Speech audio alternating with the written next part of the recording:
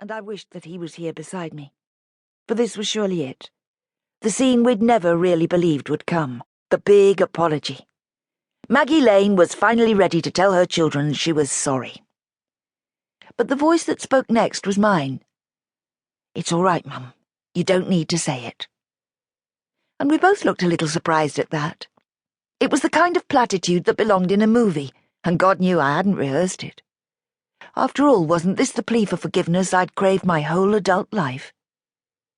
The truth was, she didn't need to say it. Yes, she'd been a difficult parent.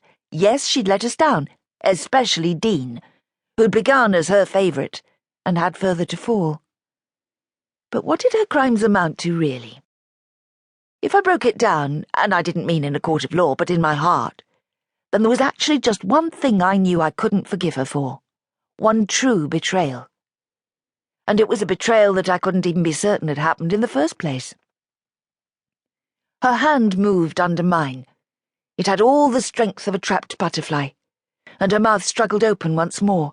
"No, it's important I tell you both." Again, my voice easily smothered her broken efforts. "Mum, don't worry, honestly, it doesn't matter. And I'm sure Dean feels the same." That was an outright lie, and I could see his incredulous face in my mind's eye, his hissed protest in my ear. "Why are you letting her off the hook? After all this time, why, Olivia?" But I wasn't letting her off the hook. Not exactly.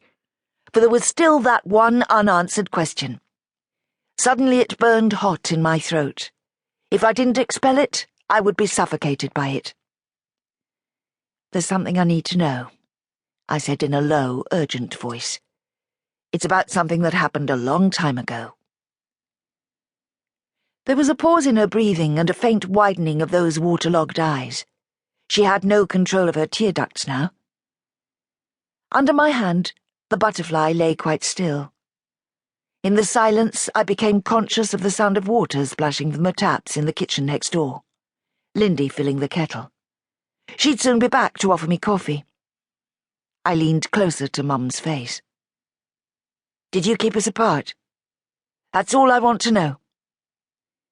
She didn't reply, but I read the guilt in her eyes. "Just say it, please. Yes or no." The tension between us could almost be smelled, until she at last made an attempt at movement, unmistakably a shake of the head. No. But she was not answering my question, I realized. She was simply feigning confusion. "I know you remember!"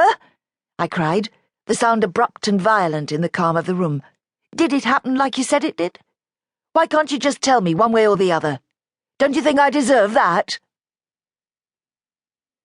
My cry had attracted Lindy, and I turned to find her standing just inside the doorway, doing all she could to mask her alarm. Everything about her manner and appearance was gentle, from the slope of her nose to the curl in her auburn hair.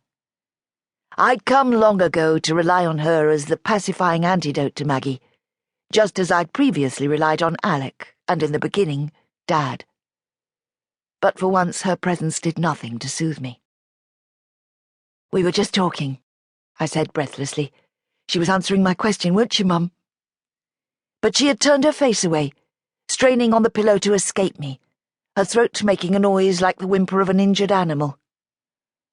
"Maybe she's a bit tired for conversation," Lindy said, kindly choosing not to point out that a 70-year-old patient in the middle of a pain management crisis might not be best suited to drama of this sort.